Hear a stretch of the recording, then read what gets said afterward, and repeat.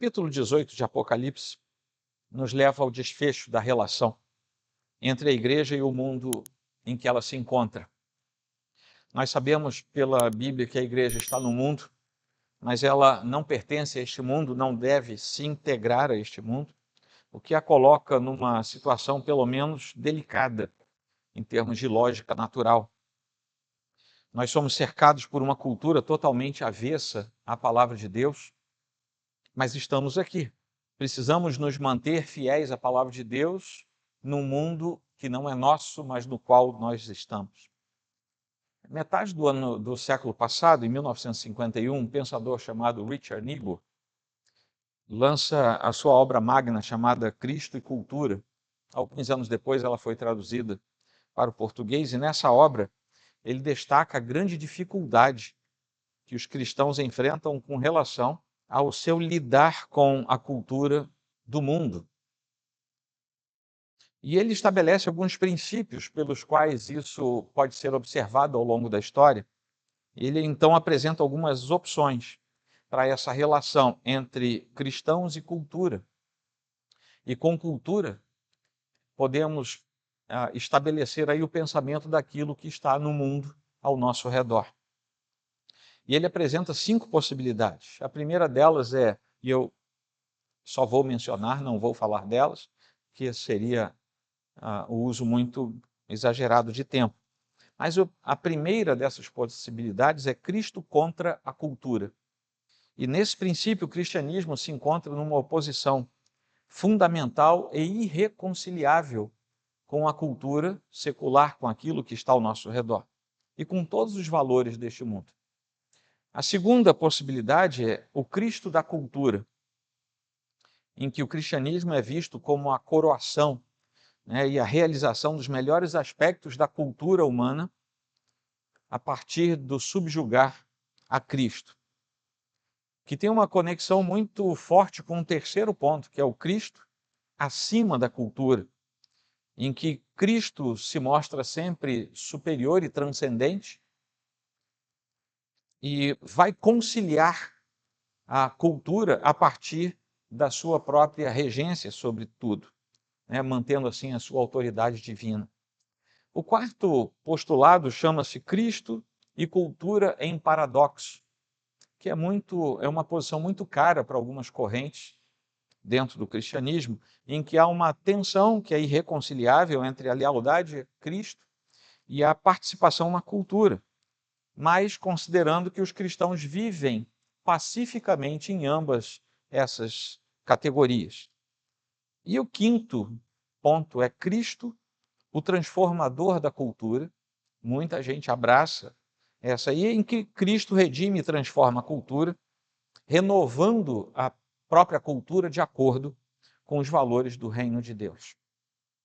A Bíblia apresenta para nós mais de uma possibilidade de nós encararmos. Dessas 5 categorias, a Bíblia nos mostra mais de uma. Mas eu trouxe isso porque, enquanto eu estudava esse capítulo 18, eu me lembrei desse texto do Niebuhr.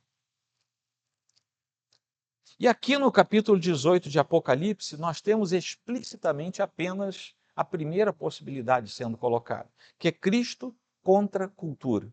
Nesse momento aqui do capítulo 18, não há mais possibilidade de reconciliação, não há mais possibilidade de negociar, estar próximo, não há mais possibilidade de nada, a não ser de uma eliminação final de tudo aquilo que represente uma cultura que não seja a verdade expressa da própria Escritura. Não há mais possibilidade de reconciliação. Como eu falei para vocês alguns sermões atrás, durante um bom tempo os capítulos do livro de Apocalipse vão repetindo a ideia de que Deus está avisando, Ele está avisando, Ele está avisando, até que chega um momento que Ele não avisa mais, Ele simplesmente executa o seu juízo.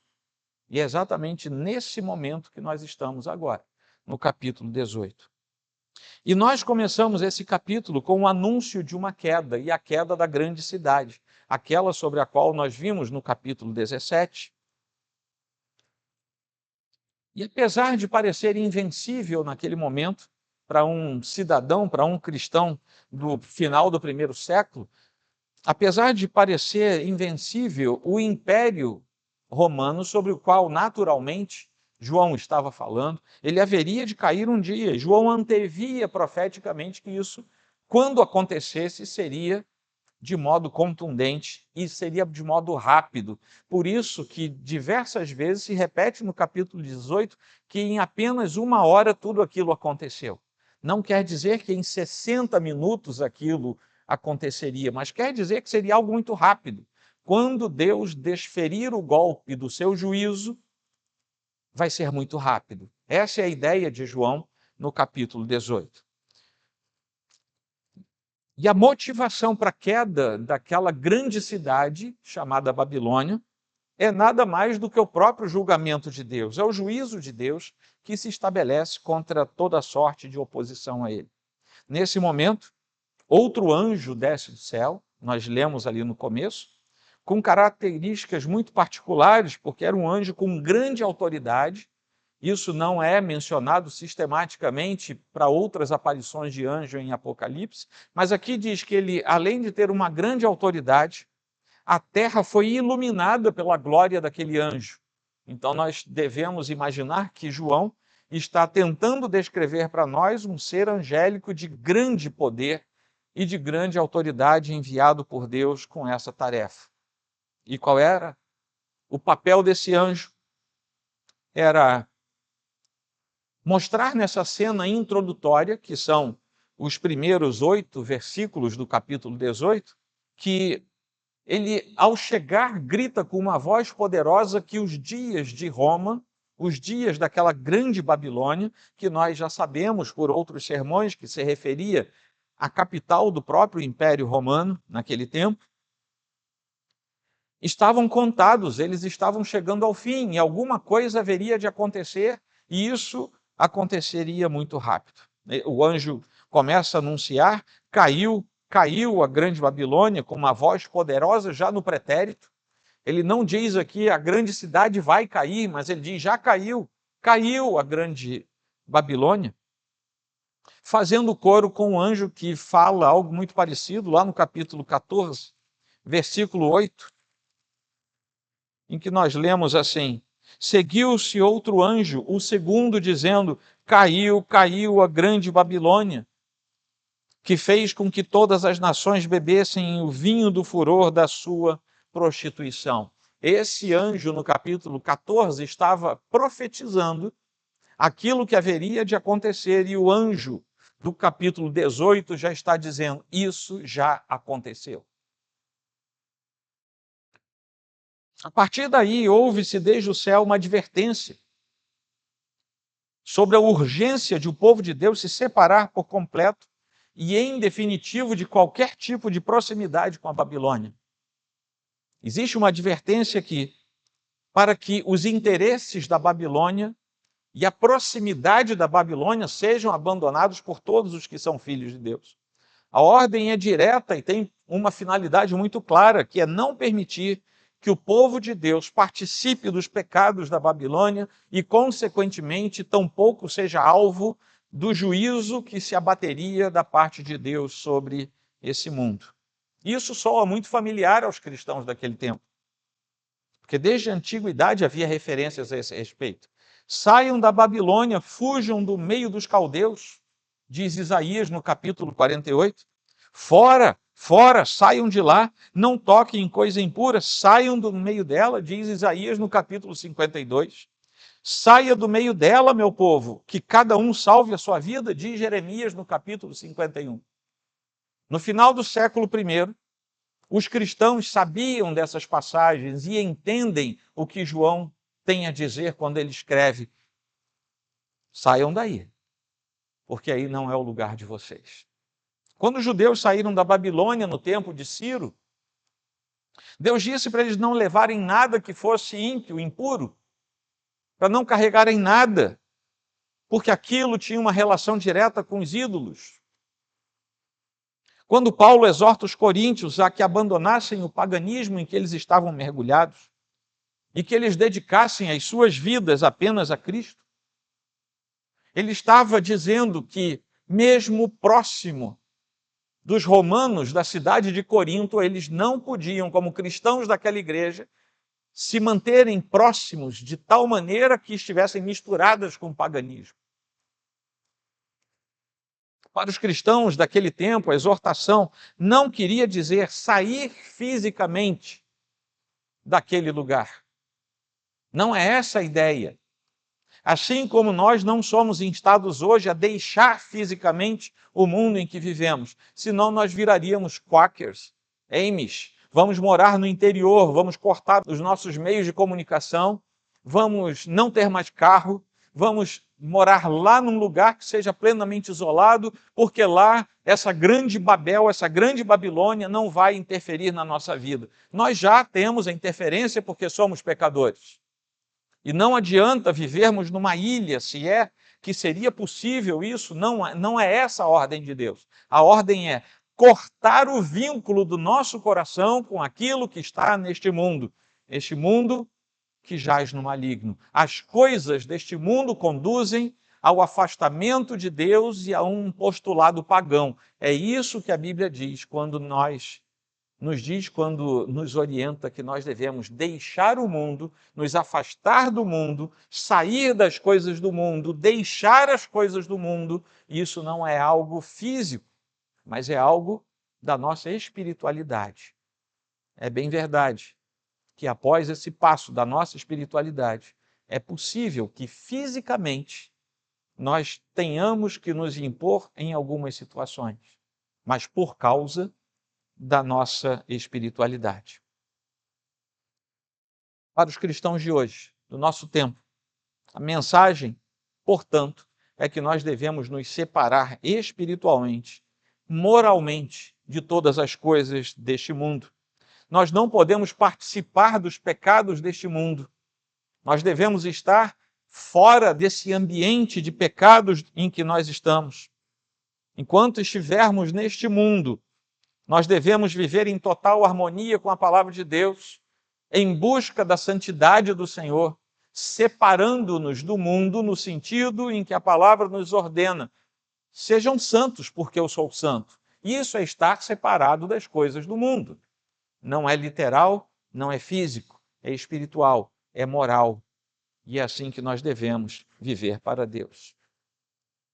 Quando nós avançamos, passamos do versículo 9 até o 20, nós temos os lamentos sobre os sistemas que caem neste mundo. A coisa está arrumada. Existe uma ordem estabelecida neste mundo. Tanto é verdade que existe uma ordem que de vez em quando você ouve falar da nova ordem. Né? É porque se falam da nova é porque já existe a antiga.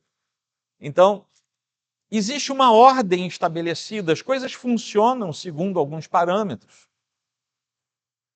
E aqui nós temos três personagens. Nós temos os reis, nós temos os mercadores e nós temos os navegantes. Os reis representam aqueles que compartilham e apoiam o modo de vida adúltero de Babilônia, desse sistema todo, nos três principais aspectos em que aquilo pode ser observado: a imoralidade, a idolatria e o luxo esvaziado de sentido. São os exageros. O exagero da baixa moral, a imoralidade, sabendo o que é, a pessoa infringe aquela ordem de Deus, torna-se um imoral perante Deus e até perante a própria sociedade. Mas, acima de tudo, perante Deus. A idolatria, que é quando nós colocamos elementos no lugar de Deus, retiramos Deus da centralidade do nosso coração e colocamos outras coisas. E o luxo esvaziado de sentido, aquilo que nós somos guiados a fazer por causa de um apelo exacerbado ao consumo, a coisas que não fazem sentido. E muitas vezes o nosso coração se desvia da centralidade de Deus porque se encanta com todas essas coisas. E há exemplos clássicos, exemplos materiais de tudo isso. E às vezes a gente não presta atenção, mas são coisas exageradas que entram no nosso coração e solapam, usurpam o lugar de Deus. Meu telefone ficou ruim. Eu preciso de um telefone para acessar as redes sociais para telefonar. Eu não posso. Mas eu pago 36 parcelas de um dinheiro que eu não tenho para eu ter aquele top, que no final das contas vai servir para acessar a rede social e para telefonar. Eu estou usando um exemplo que é muito clássico no meio da nossa sociedade. Isso se encaixa nisso aqui do luxo esvaziado de sentido. Quando nós entramos por um caminho do esvaziamento do sentido, nos tornamos consumistas, e o consumismo, lá no final de tudo, é uma forma de idolatria. É uma forma de hedonismo, de autorrealização, sem buscarmos saber se aquilo é devido ou não. Deu para vocês entenderem? Quando falamos aqui dos reis, estamos falando da representação do sistema político deste universo no qual nós estamos. Esse é o anúncio da grande Babilônia, universo político, corrompido, difícil, que deveria sim ter mais presença e representação de bons cristãos. Mas o que nós vemos é que aqueles que se dizem cristãos, quando chegam nesse grande universo da política, é muito mais normal e comum que eles se juntem ao status quo ali percebido do que ao contrário. Não quero dizer que não há exceções. Há. E são honrosas. Mas precisávamos que houvesse muito mais. Essa lamentação cairá sobre todos aqueles que compõem, lamentação do capítulo 18, que todos aqueles que compõem esse sistema afastado de Deus, centrado em si próprio, que é uma máquina que gira para favorecer o próprio sistema corrompido. E eu não estou falando aqui nesta noite nem de ideologias, nem de partidos, não estou falando de nada disso, estou falando do conceito. O conceito político corrompido na nossa natureza humana. Assim, aqueles que colaboram com o sistema da Babilônia, um dia lamentarão pelo juízo que recairá sobre eles. Mas há também os mercadores que aparecem aqui nesse trecho, que choram porque ninguém mais compra as suas mercadorias, entre as quais se incluiu uma vasta gama de itens muito luxuosos, a gente leu ali. Isso representa o sistema econômico. Se os reis representam o sistema político, esses mercadores representam o sistema econômico. Eu não estou falando do sistema econômico do Brasil ou dos Estados Unidos, estou falando de um conceito geral. E é interessante que João, quando escreve, ele estabelece grupos com 4 itens. Ele vai estabelecendo grupos com 4 itens. Grupos de joias, grupos de tecidos de luxo, cada um desses grupos tem 4 itens. Artigos para a ornamentação das casas, olha, que curioso. Artigos de cozinha e, finalmente, 4 elementos sobre mercadoria viva, encerrando a lista das mercadorias vivas com almas humanas. Ele fala dos escravos e emenda nas almas humanas. E aí eu faço aqui a referência a um autor chamado Paul, e ele diz o seguinte: não ter escravo, referindo-se ao final do 1º século. Não ter escravo era considerado tão ruim como não possuir roupa ou abrigo.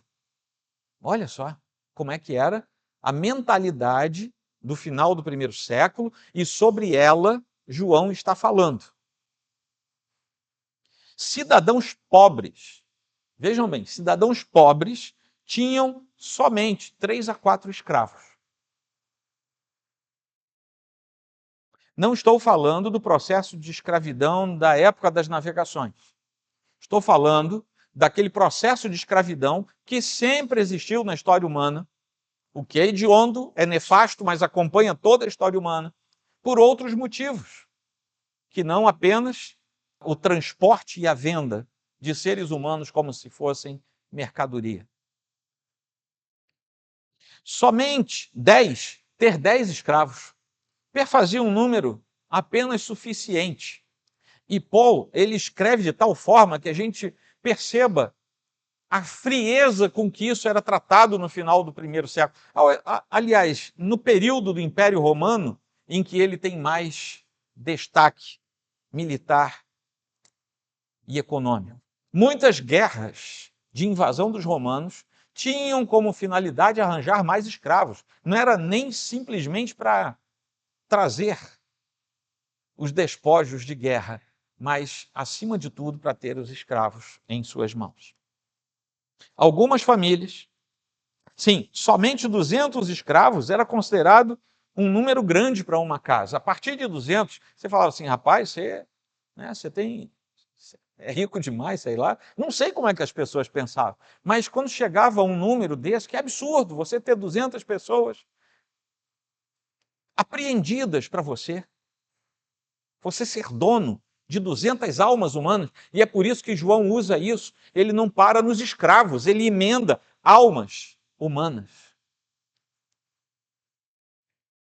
Algumas famílias possuíam suas propriedades rurais e em instalações semelhantes a fábricas, até 10.000 escravos. Esses eram os Rockefeller do primeiro século, né? Segundo uma estimativa, no primeiro século havia cerca de 23 escravos para cada homem livre no ambiente do Império Romano. Isso não começa no Império Romano. O berço da democracia, como a gente chama a cultura grega, era uma cultura escravocrata. Para que você fosse um cidadão grego, um cidadão de uma polis grega, você não podia trabalhar. Você sabia disso? Um monte de gente que ia ficar feliz em viver lá, né? Não gosta de trabalhar. Não podia trabalhar, você precisava viver no ócio. Era uma palavra usada mesmo, ócio. Ora, como é que e você precisava ser rico. Como é que você vai ser rico? Vivendo no ócio. Simples. Tenha escravo e põe os escravos para trabalhar para você. O berço da democracia era também um berço de uma atividade econômica que ajustou o comércio de vidas humanas. E no final do primeiro século isso era mais do que normal, era natural. E João está falando disso aqui agora. E aí vem a terceira categoria, os navegantes, que enriqueceram com o comércio de Babilônia.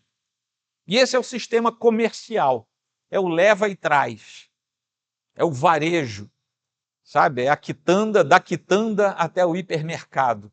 E isso precisava andar para lá e para cá, por isso que tem um ambiente marítimo aqui. E aqui também é um grupo de 4. Os capitães, os passageiros, que estavam em viagens de negócios, né? Os marinheiros e todos aqueles que vivem no mar.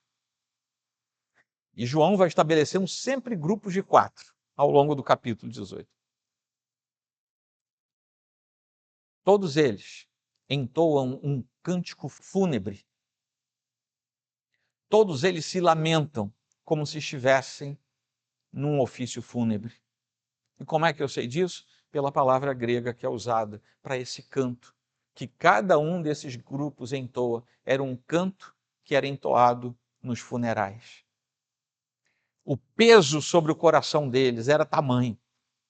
A perda das benesses que eles tinham por causa da prostituição da grande Babilônia, que agora se esvaía dos seus dedos, se perdia do seu domínio, fez com que eles chorassem cânticos fúnebres, porque estavam à beira do colapso.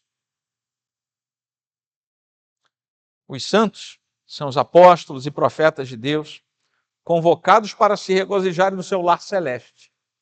E é por isso que nós encaramos perdas materiais de outra maneira, não como esses aqui encaravam. Mas esses lamentos fúnebres são dados pelos 3 grupos que mais lucraram com a grande Babilônia. Eles perderam tudo que Roma havia proporcionado. Então a sua dor não era por causa da morte, da derrota de Roma. A dor deles é porque eles estavam perdendo. Se Roma cair, eu vou cair. Se Babilônia cair, eu vou cair. Se Babilônia perder, eu vou perder. Sou eu. Babilônia, deixa para lá, mas o problema é que ela caindo, eu vou cair também. Lá em Ezequiel 27, nós temos o lamento sobre Tiro, e foi de lá que João traz a ideia desse texto, em que ele mostra claramente que o prazer temporário e o lucro auferido por conta de caminhos escusos termina em perda total. Nada daquilo que o inimigo pode dar é de graça. E tudo que ele dá, além de ter um preço muito alto, um dia será tirado, um dia será tomado de volta. E aí vem o terceiro trecho, mostrando a alegria no céu com a queda da Babilônia, a partir do versículo 20. Versículo 20 parece, quando você lê direto, o versículo 20 parece que é a sequência do versículo 19, mas não é. O versículo 19 é um grupo daqueles que navegavam, os comerciantes que navegavam, se penitenciando e chorando pela perda. O versículo 20 já é de uma voz que vem provavelmente do céu, dizendo: alegrem-se por causa dela, ó céus, e também vocês, santos apóstolos. Aquele mesmo que se lamentava pela queda e pela perda, não vai olhar para os céus e dizer: como eu estou feliz porque eu perdi tudo. São dois cantos, um separado do outro. Por causa da Babilônia, todo o sistema se lamenta. Tem essa voz de morte, uma voz de funeral. Mas por causa dela, os céus, que são todos os seres celestes, que são descritos ao longo do Apocalipse, os anjos, os anciãos, os seres viventes e talvez até a alma daqueles que já estavam sob o altar. Vocês lembram lá no começo do Apocalipse? Talvez todos esses. Deus julgou a causa dos remidos contra a Babilônia e a vitória do Cordeiro está às portas nesse capítulo 18. O que nós veremos no capítulo 19. Como eu tenho dito, venha domingo que vem para ver o resto da história. Tem mais um capítulo aí. A alegria não repousa sobre o castigo eterno dos impenitentes. Sobre aquele castigo imposto às almas dos inconversos. Mas a alegria está sobre a realização da santa e perfeita justiça de Deus, que poupa o seu povo e o resgata no final dessa história. A parte final desse capítulo tem como referência o profeta Jeremias. Lá no capítulo 51, eu já mencionei, nós lemos assim, nos versículos 63 e 64. Quando você acabar de ler o livro, amarre-o numa pedra e jogue-o no meio do Eufrates. Então diga: assim será afundada a Babilônia, e não se levantará, por causa do mal que eu hei de trazer sobre ela, e os seus moradores sucumbirão. Com algumas adaptações aqui, né? Não é mais o rio Eufrates, é o mar. Não é mais o profeta que tem que amarrar, mas agora é o anjo que traz aquela pedra. Mas com algumas adaptações, João descreve que um anjo poderoso lança uma grande pedra no mar, simbolizando a grande e definitiva queda da Babilônia, que nunca mais será encontrada. Essa é a ideia. Você pega uma grande pedra, vai até o meio do mar, joga aquela pedra, você nunca mais vai achar aquilo. Essa é a ideia. É claro que João não sabia que no século XXI nós teríamos equipamentos de prospecção em grandes profundidades, é óbvio. Mas metaforicamente é isso. Você pega uma pedra, ela tem que ser grande porque ela vai afundar muito rapidamente. Você joga no meio do mar, ela vai afundar e nunca mais será vista. Nunca mais será encontrada. Assim como a grande cidade nunca mais será achada num reflexo direto aquela pedra que nunca mais seria achada. E aqui tem outra coisa curiosa, que não apenas isso, mas João repete 6 vezes, do versículo 21 até o versículo 23, ele fala 6 vezes a expressão nunca mais. Nunca mais a cidade será achada. Nunca mais haverá música. O pessoal da música, nunca mais haverá música. Naquele ambiente, sob o castigo de Deus, nunca mais haverá música. Que é uma oposição direta ao que nós temos visto no livro de Apocalipse, que toda vez que a cena vai para o céu tem música. Tem gente cantando, tem coros, tem alegria. Tem o som da alegria no céu. Aqui não, na destruição da grande Babilônia, nunca mais haverá música. Deve ter funk. Aí eu não sei, tá? Nunca mais haverá produção de bens básicos. Não haverá mais produção de nada. Nunca mais será achada, nunca mais haverá música, nunca mais vai se produzir nada. Nunca mais haverá alimento básico, não vai haver alimento básico. Nunca mais haverá o fornecimento de bens primários. E nunca mais haverá alegria e prazer entre as famílias, o que é representado por dizer noivo e noiva não vão mais se alegrar, não vão mais se juntar, não vai mais haver casamento. Família é a representação entre nós da aliança de Deus, da alegria eterna. Não vai haver mais isso. Óbvio que João fala todas essas coisas, cada um dos nunca mais é uma confirmação de que aquela cidade simplesmente, aquele império, aquela máquina, aquele sistema simplesmente deixará de existir. Mas não deixará de existir porque vai sumir, mas porque, por julgamento de Deus, vai sucumbir perante o poder desse mesmo Deus. A passagem conclui com uma descrição do silêncio e do vazio que restarão após a destruição dessa grande Babilônia. Esse é o capítulo 18. Amém? Vamos concluir algumas coisas. Babilônia tem encantos. Todo mundo aqui sabe que Babilônia tem encantos. O sistema desse mundo traz enorme apelo de prazeres e de caminhos múltiplos, convites os mais diversos, todos eles opostos ao caminho verdadeiro de Cristo. Todo caminho apresentado pelo sistema deste mundo é um caminho de oposição ao caminho de Cristo. As coisas oferecidas pelo sistema caído, pelo sistema anticristão, muitas vezes podem vir revestidos de ares lícitos, podem parecer boas coisas, mas podem redundar em desdobramentos infelizes para toda a eternidade. Os encantos desse mundo podem estar nas mais diversas categorias, na natureza, nas artes, nos elementos da cultura, nas relações humanas, em coisas que aparentemente não são problemáticas, mas a depender de como nos é ofertado e de como nós abraçamos aquelas coisas, poderemos ter sim problemas que redundem em desgraça eterna. Os encantos da Babilônia não podem encantar a nossa vida. Nós precisamos estar encantados todo o tempo com a beleza de Cristo, não com os jardins suspensos para fazer referência a uma tradição da Babilônia antiga, não com as belezas que muitas vezes enchem os nossos olhos, não com os encantos da sociedade. Nossos olhos precisam amar a beleza de Cristo. E Cristo tem que ser suficiente para nós. Amém?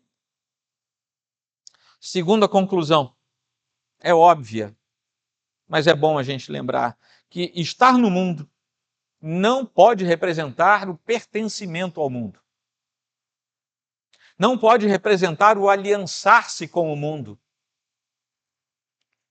Um dos aprendizados desse trecho do Apocalipse é que realmente estamos neste mundo, mas de forma alguma podemos pertencer a ele. Não podemos nos irmanar às coisas do mundo. Ser do mundo representa dizer que se fazem concessões em relação aos nossos valores, que são bíblicos, são cristãos. Simplesmente para a gente obter benefícios do mundo. É comum a gente falar com algumas pessoas, mas você já pensou bem sobre isso? Isso não faz mal. Essa frase, isso não faz mal, ela precisa ser retomada para a gente pensar direito o que a gente está falando. Não é fazer mal ou não fazer mal. É isso traz a glória devida ao nome de Deus. Se eu fizer isso, se eu estiver nisso, eu vou glorificar a Deus, ou eu vou estar como aqueles reis e como aqueles mercadores, preocupados apenas com aquilo que eu vou perder. Porque deixar as coisas do mundo pode representar perdas para a gente. Deixar as coisas do mundo pode ser você que está lá no seu mestrado, no seu doutorado, precisar dizer: daqui eu não passo, porque isso não encaixa na minha fé. E você talvez perca muita coisa por isso. Pode representar você estar lá no seu ambiente de trabalho e diante do seu gerente, do seu chefe, você dizer: daqui para lá eu não posso ir. Eu tenho uma liberdade na minha expressão de fé e daqui para lá eu não posso passar. Sob pena de eu entristecer o meu Senhor. E é por isso que eu não vou.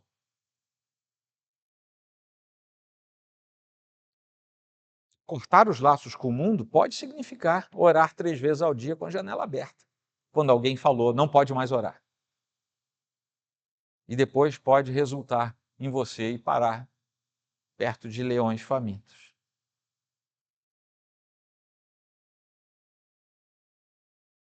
Estar no mundo, mas não pertencer ao mundo, não ter aliança com o mundo. Tanto fora como dentro das igrejas, o mundanismo está sempre fazendo padrões que parecem piedosos e nos apresenta aquilo como se fosse muito bom. E os nossos verdadeiros padrões piedosos são retratados pelo mundo como se a gente fosse bizarro. Nossos valores parecem loucura e não apenas parecem, porque a Bíblia diz que é isso mesmo. As coisas de Deus são loucura para esse mundo. Mas, de fato, as coisas deste mundo são loucura diante de Deus. E de tanto mundo insistir, alguns podem ceder, sendo tentados a adotar algum procedimento que não seja cristão, simplesmente para ter uma vida um pouco mais tranquila nesses ambientes. Não faça isso, meu irmão. Não faça isso, minha irmã. Seja fiel a Deus. Esteja no mundo, mas não seja dele. Amém? Terceira conclusão é sobre a confiança nas coisas deste mundo. Aquelas 3 categorias, os reis, os comerciantes e os navegadores, a preocupação deles era com as coisas deste mundo, as coisas palpáveis. É o quanto eu tenho no bolso, é o quanto eu alcancei, qual o nível de poder que eu tenho. Poder é uma desgraça, às vezes corrompe pior, mais ainda do que o dinheiro. Às vezes o sujeito não tem onde cair duro, mas se ele tiver um pouquinho de poder, ele acaba com todo mundo que está ao redor dele. É da natureza humana fazer esse tipo de coisa. Há coisas lícitas neste mundo com respeito às quais nós precisamos viver e proceder todo o tempo como verdadeiros filhos de Deus. Estudo, trabalho, arte, cultura, tudo isso tem um aspecto lícito, mas nós precisamos estar ali representando o nosso Deus, vivendo como verdadeiros filhos de Deus e não sendo influenciados por aquilo. Jamais a nossa confiança, no entanto, pode estar nessas coisas. Você é bem-sucedido? Não confie nisso. Você alcançou alguma coisa? Dê graças a Deus, mas não confie nisso.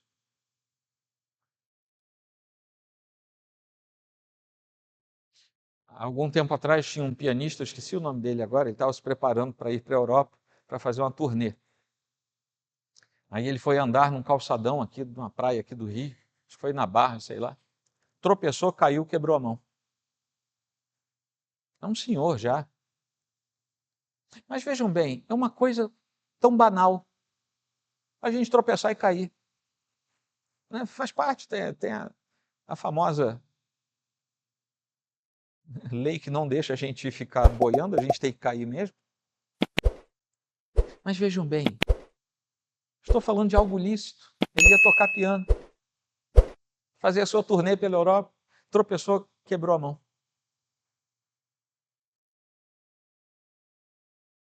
Eu não o conheço pessoalmente, nem quero dizer que ele tenha feito isso, não o conheço de fato, é apenas algo que eu li por aí. Mas vejam bem, ele não podia confiar nem no seu talento, nem na sua mão naquela hora. As coisas mais simples não são para a gente colocar no centro da nossa confiança. Tudo nesse mundo passa, tudo nesse mundo é volúvel, tudo é instável. Eu vou para casa daqui a pouco, eu não sei se na semana que vem um dos presbíteros vai anunciar, o pastor está com uma doença séria, vai ter que se tratar. Gente, eu estou nesse mundo, igual vocês. Não podemos confiar na nossa saúde, não podemos confiar no nosso dinheiro, não podemos confiar no status que nós temos, não podemos confiar no nosso conhecimento, no nossa expertise profissional, não podemos confiar em nada a não ser no nosso Deus. Portas se abrem e se fecham, janelas se abrem e se fecham, caminhos, nós passamos por eles e muitas vezes somos expulsos deles. Não podemos confiar em nada desse mundo. O fator da nossa confiança é apenas o nosso Deus. Aqueles homens, né, são grupos metafóricos, reis, comerciantes, navegadores. Eles confiavam naquilo que eles tinham, no caminho que eles tinham traçado. Babilônia caiu, eles caíram juntos. Quarto item, são apenas 5. O pecado do egoísmo e do hedonismo. Isso assola o nosso tempo. Sempre houve hedonismo. Tinha até uma escola filosófica para tratar disso lá na Grécia. Sempre o ser humano foi assolado pelo hedonismo, a busca pelo prazer. E sempre nós fomos egoístas. Aliás, o hedonismo é o desenrolar da história do egoísmo. E muitas vezes, para termos alegria, prazer, para suprirmos o nosso desejo pessoal, a gente acaba com quem está perto de nós. A gente relativiza as coisas. A gente se esquece de Deus, porque a gente simplesmente vira um trator, passa em cima de todo mundo, para a gente ter a alegria e o prazer passageiro e temporário, mas que a gente quer sentir e usufruir naquele momento. Aqueles se lamentaram porque perderam seus próprios benefícios, uma vez que Babilônia caiu. Isso reflete apenas o quão egoísta todos eles eram. Quem procede dessa maneira sempre está em busca dos prazeres e da alegria que se encontram no mundo, que são passageiros e temporários, por isso precisa buscar de novo. Quem busca a alegria do mundo vai encontrar uma espécie de alegria, mas é pífia e é passageira. E quando ela passar, vai precisar buscar de novo. E a busca pela alegria e o estabelecimento do prazer, do hedonismo pautado nas coisas deste mundo, é uma espécie de droga. Você usa e acaba. Aí você precisa de novo e vai acabar. Você tem que buscar de novo e vai acabar. E isso faz com que a pessoa fique amarrada num círculo do qual ela não consegue sair. E com isso ela vai afundando cada vez mais na busca pelo prazer. E quando ela busca prazer, sem Cristo na história, o prazer deste mundo pode ser um prazer dos mais nefastos e hediondos, desde que satisfaça a sua própria carne. Pode se satisfazer com uma criança, como os pedófilos fazem em busca do seu prazer. pode se satisfazer com a morte do outro, pode se satisfazer com cadáveres, como os necrófilos fazem, com bestialismo. Meus irmãos, a busca pelo prazer do homem não tem limites. Quem nos coloca no lugar certo é Deus. Sem Deus, não há limite para o pecado humano.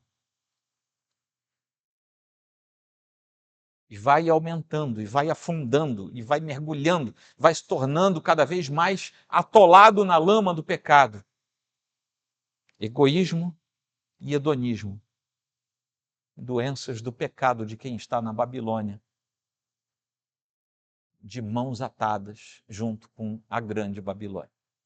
Finalmente, o reino de Deus e o reino das trevas. Existe uma divisão clara aqui. O reino das trevas é um lugar de perdas e lamentos. Versículo 9 até o 19 é o que nós vemos. Ao passo que o reino de Deus é a exultação dos santos, do 20 ao 24. Mas isso não terá lugar apenas no fim dos tempos. Isso já tem lugar. A alegria e o prazer que as pessoas pensam vivenciar no sistema caído, corrompido deste mundo, são coisas vazias, como eu acabei de falar para vocês, desprovidas da realidade, enquanto as pessoas do outro lado, que pertencem a Deus, salvas pelo Senhor, já vivem hoje a expressão da alegria da eternidade com Cristo. A gente sofre perdas, a gente sofre desmandos, a gente sofre de uma série de elementos da nossa natureza humana, mas a nossa alegria com Deus não sai do nosso coração. A gente não precisa buscar outra, porque aquela é permanente, é duradoura, é eterna. E nós já temos a antecipação de parte da alegria eterna do Senhor, ainda nesta terra. Amém? A gente precisa romper qualquer forma de adaptação, de conjugação com o mundo, para que a gente conscientemente esteja fora de qualquer coisa parecida com a grande Babilônia. Vamos inclinar nossa fronte. Senhor Deus, estamos diante da Tua presença, Tua palavra foi exposta, e o pedido que fazemos em oração é que o Senhor firme essa palavra dentro de nós com raízes profundas. Eu peço a Deus que ninguém saia deste lugar hoje sem conhecer o Senhor como Salvador único e pessoal. E peço também que os teus filhos sejam renovados na fé e na expressão do conhecimento do Senhor. Faz, ó Deus, com que nós estejamos como verdadeiros santos do Senhor, no sentido de estarmos afastados das coisas deste mundo. E que assim prosperemos espiritualmente em tuas mãos. Faz isso por nós, ó Deus, em nome de Jesus. Amém.